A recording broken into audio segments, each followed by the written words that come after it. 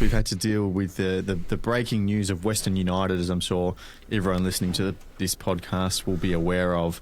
We did do a bit of an instant reaction and breakdown of the news straight away on Friday afternoon on the YouTube, so go there and watch that if you haven't already. But a few more days has passed on now since then, Jacob, and we're going to go through a couple of different reactions from different corners of the Australian football world and from our social media platforms, and how some of you at home have responded to this news as well. Obviously, the first thought is what's going to happen with this appeals process. So August 25th, this is per Joey Lynch writing for ESPN, is kind of the date where we're going to get absolute certainty on what is happening for this A-League season.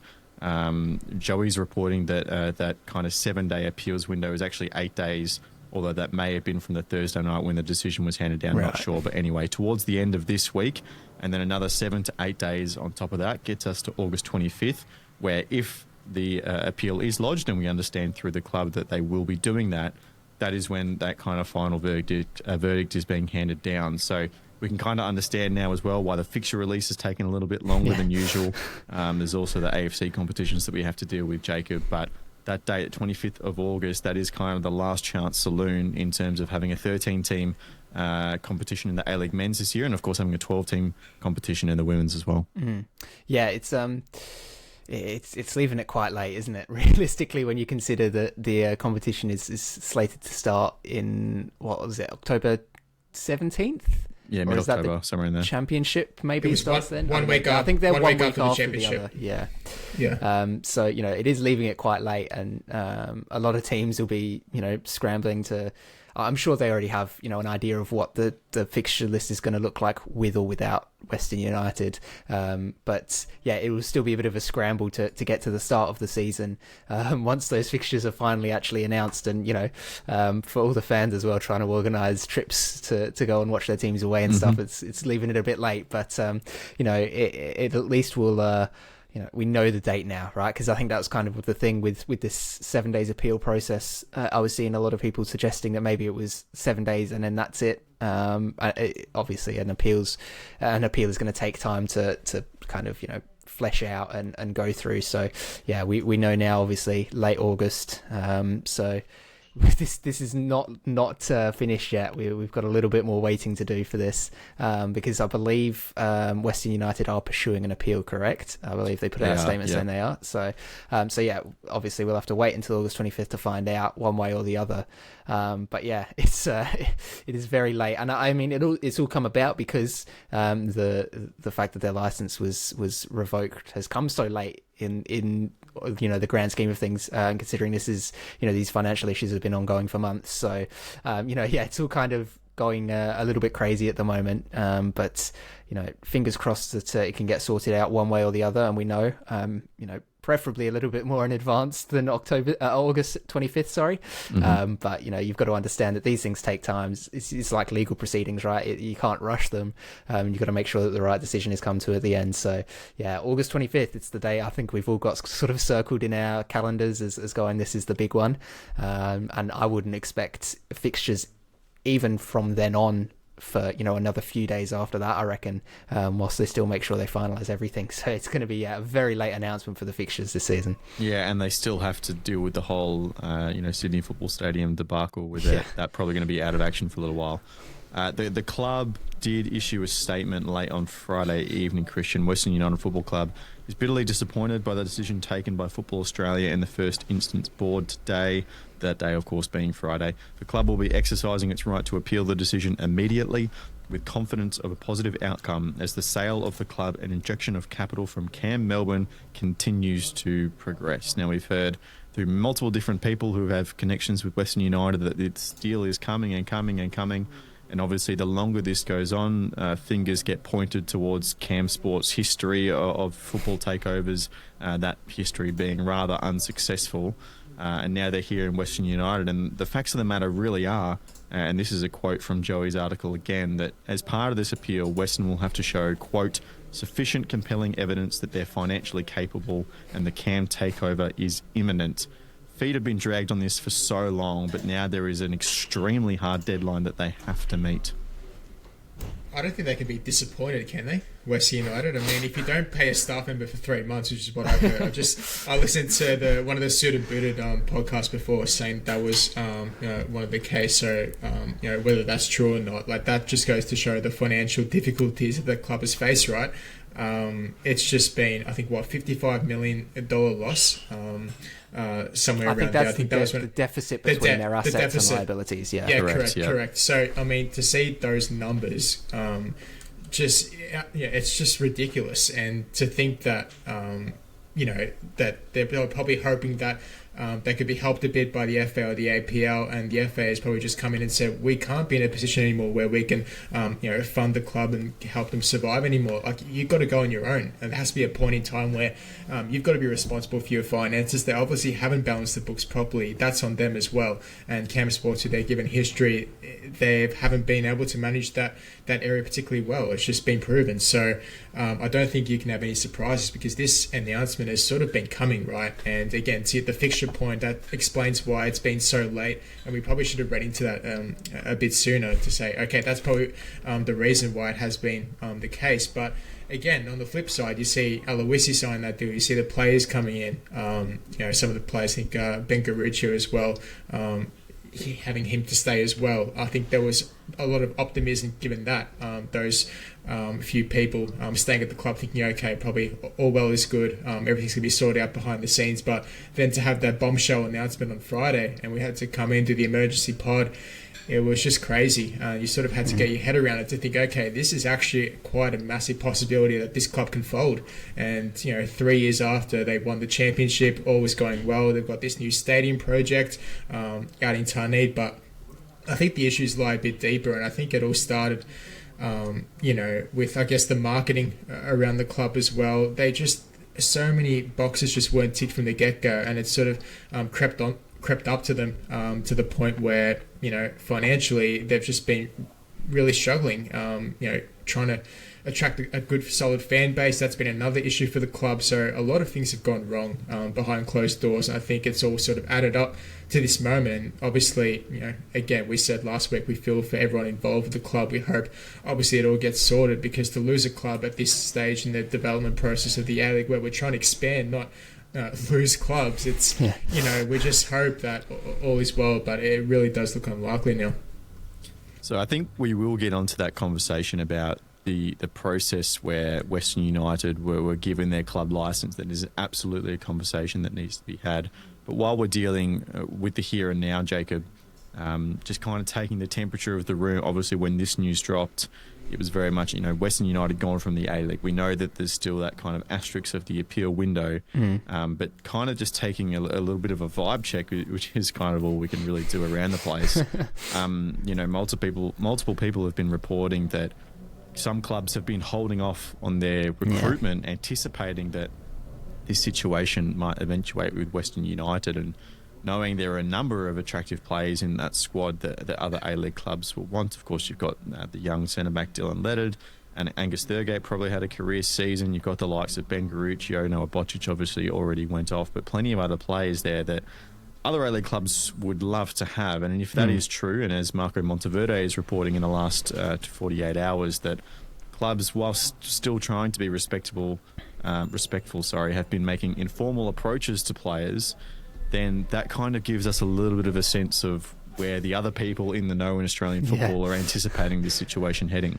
For sure. They would feel a little bit foolish, I'd imagine, to hold off on their recruitment plans, wholesale, to wait and see what happens with Western United if they weren't, fairly confident that things were going to play out in their favour, and they'd not have the pickings of those players. Because, of course, like you mentioned there, Lockie, there are going to be a bunch of clubs that would be interested in a number of the players in that squad. Let's not forget, this is a team that finished top 4 last season, made a semi-final. So, they're a more than capable squad overall, with a lot of really key playmakers in there. It would be a little bit silly for clubs to go out and neglect to make other signings throughout the window without, decent belief that things are going to fall the way that they have done, and that the ultimate outcome, even after this appeals process, might not be favourable for Western United.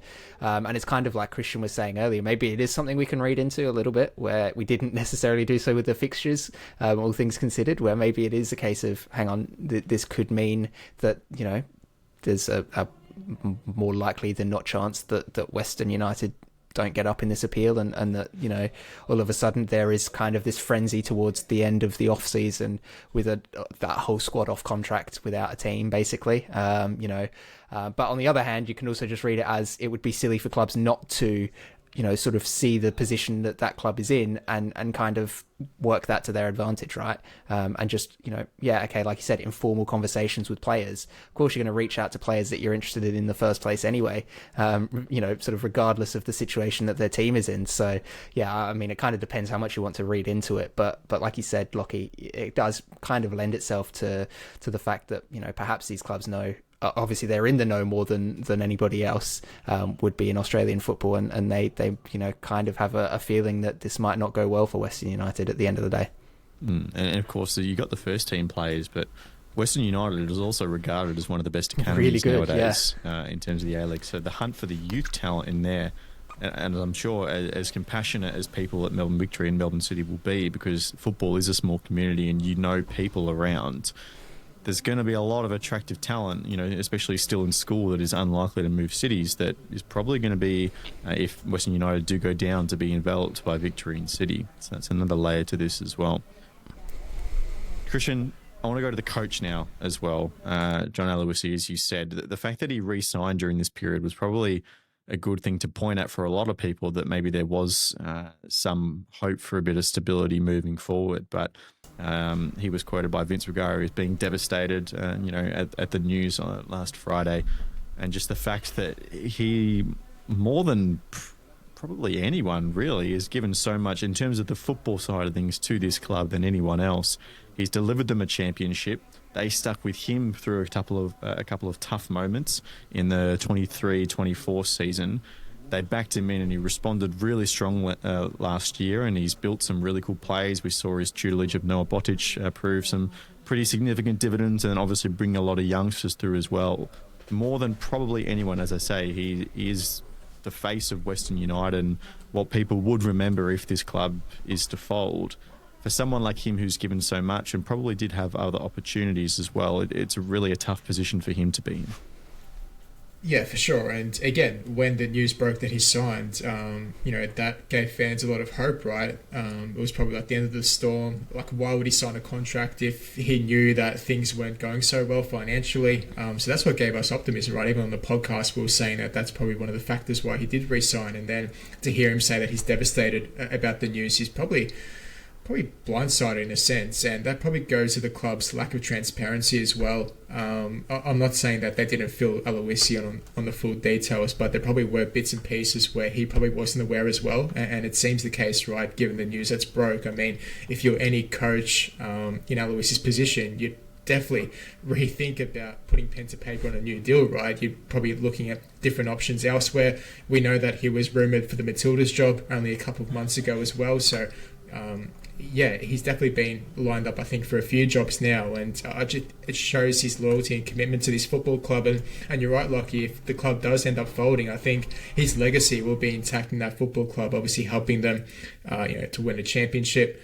I think for Western it'd be obviously a big blow to go under, but for Aloisi, he's just done a marvellous job to get the club where it is today, because we doubted them even last season to make the finals. We thought it'd be a long shot given the youth development and a lot of young players having to be embedded into that club, and I think Aloisi did a terrific job being able to nurture those young talents, slowly develop them into the first team.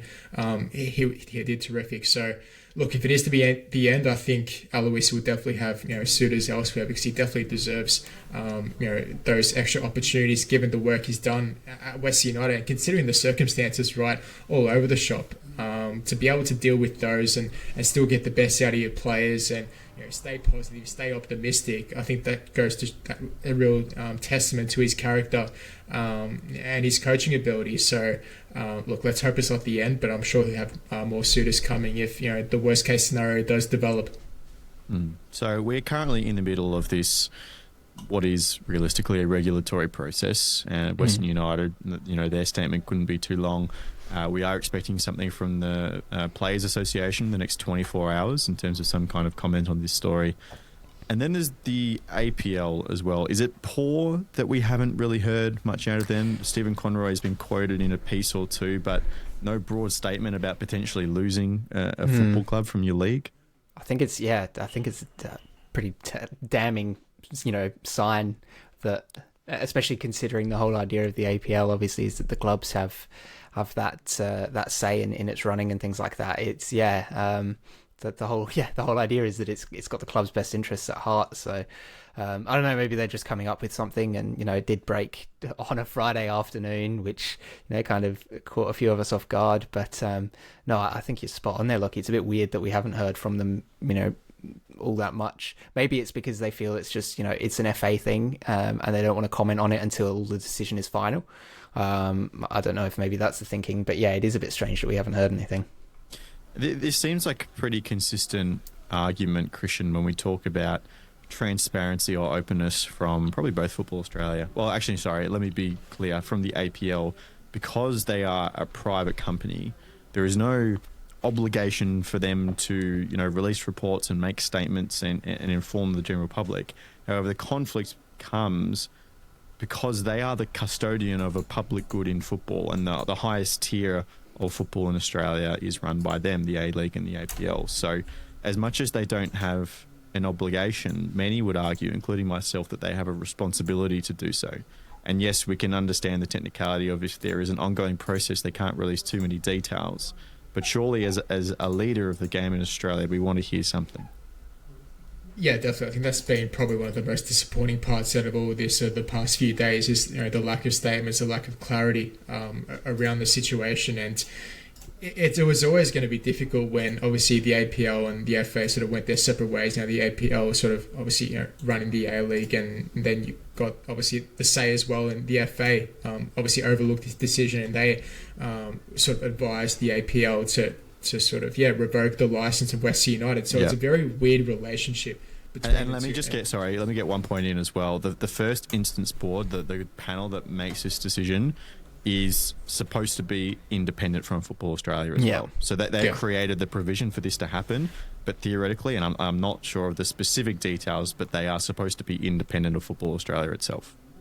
Yeah, but that'd make complete sense. So I think, it's this weird conundrum, right, where you're trying to align all parties to try and get the best result, but there's this lack of transparency at the same time. It's what happens when you have more than one sort of leader, and that's weird to say because, like I said before, like the APL is running the ship, but the FA also has that due diligence, that responsibility, with them as well, to oversee everything and sort of make those final decisions, especially for cases like this where you've got an A-League club in real danger of going under. They've got to sort of step in as well and provide a statement, and like I said, a bit more reassurance about what's happening behind the scenes, because it sort of leaves, I guess, everyone in Australian football in limbo as to, what's going on. Everyone obviously wants answers, and I'm sure we'll get that in the future, but it's about how quick you react, right? I mean, it's no use sitting on your hands for a week and not saying anything, and then a month later, before the season starts, you sort of reveal details. Like,